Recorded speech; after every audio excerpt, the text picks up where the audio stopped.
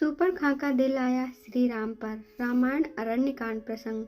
पंचवटी के अपने आश्रम में रामचंद्र सीता के साथ सुखपूर्वक रहने लगे। एक दिन जब राम और लक्ष्मण वार्तालाप कर रहे थे तो वहां पर अकस्मात रावण की बहन सूर्पणखा नामक राक्षसी आ पहुंची।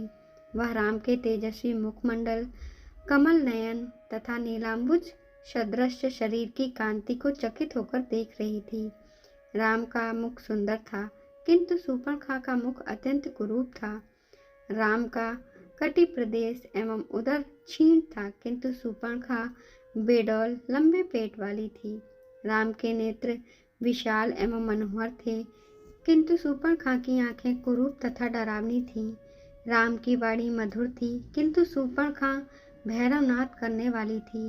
राम का रूप मनोहर था, किंतु सूर्पणखा का रूप विभत्स एवं विकराल था।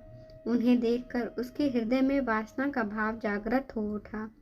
इच्छा अनुसार रूप धारण करने वाली वह राक्षसी मनोहर रूप बनाकर राम के पास पहुंची और बोली, तुम कौन हो? राक्षसों के इस देश में तुम कैसे आ गए?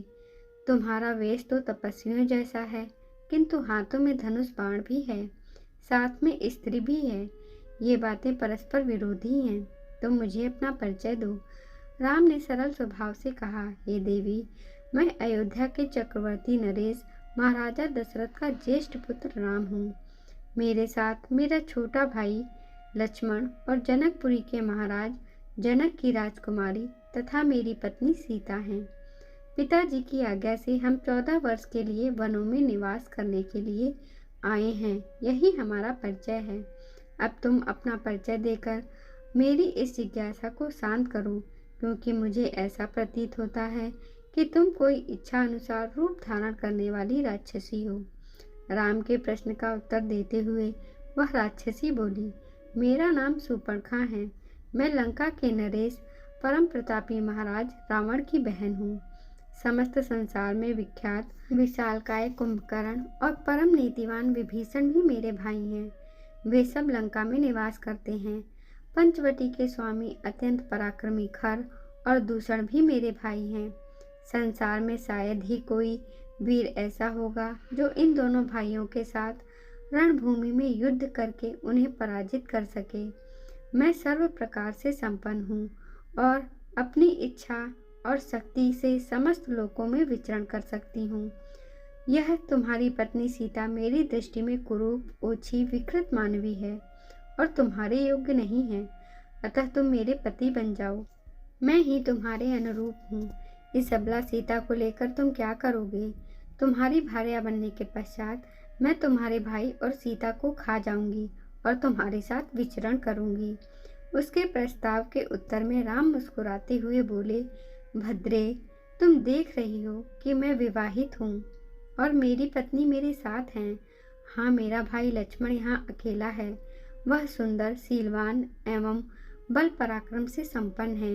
यदि तुम चाहो तो उसे सहमत करके उससे विवाह कर सकती हो।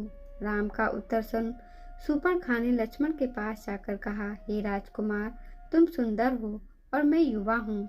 तुम्हारे इस सुंदर रूप के योग्य मैं ही हूँ, अतः मैं ही तुम्हारी परम सुंदरी भार्या हो सकती हूँ।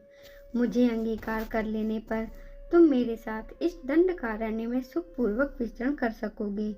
सूर्पणखा के इस विवाह प्रस्ताव को सुनकर वाक्पटु लक्ष्मण ने कहा, सुंदरी, मैं राम का तुच्छ सा दास हूँ। मुझसे विवाह करके तुम केवल दासी कहलाओगी। अच्छा यही है कि तुम राम से ही विवाह करके उनकी छोटी भार्या बन जाओ। तुम्हारा रूप सौंदर्य उन्हीं के योग्य है। लक्ष्मण के परिहास को न समझकर सूर्पणखा ने उसे अपनी प्रशंसा समझा। वह पुनः राम के पास जाकर क्रोध से बोली, हे राम, इस कुरूपा सीता के लिए तुम मेरा विवाह प्रस्ताव अस्वीकार करके मेरा अपमान कर रहे हो। इसलिए पहले मैं इसे ही मारकर समाप्त किए देती हूँ, फिर तुम्हारे साथ विवाह करके मैं अपना जीवन आनंद पूर्वक व्यतीत करूँगी। इतना कहकर प्रचंड क्रोध करती हुई सूर्पणखा विद्युत वेग से सीता पर झपटी। राम ने उसके इस आकस्मिक आक्रमण को तत्परतापूर्वक रोका और लक्ष्मण से बोले, हे वीर, इस दुष्टा राक्षसी से अधिक वाद विवाद करना या इसके साथ हास्य विनोद करना उचित नहीं है। इसने तो जानकी की हत्या ही कर डाली होती। तुम्हें इस कुरूपा और कुलटा राक्षसी को उसके किसी अंग से विहीन कर देना चाहिए। राम की आज्ञा पाते ही लक्ष्मण ने तत्काल खड़ग निकाला और दुष्ट शूर्पणखा के कान नाक काट डाले। पीड़ा और घोर अपमान के कारण रोती हुई शूर्पणखा अपने भाइयों खर और दूषण के पास पहुंची और घोर चित्कार करके उसके सामने गिर पड़ी। कहानी कैसी लगी अपना उत्तर कमेंट बॉक्स में अवश्य दीजिए और जय श्री राम लिखना ना भूलें। ऐसी ही पौराणिक कथाएं, धार्मिक कथाएं, भक्ति कथाएं सुनने के लिए कृपया हमारे चैनल को लाइक करें, शेयर करें, सब्सक्राइब करें। धन्यवाद।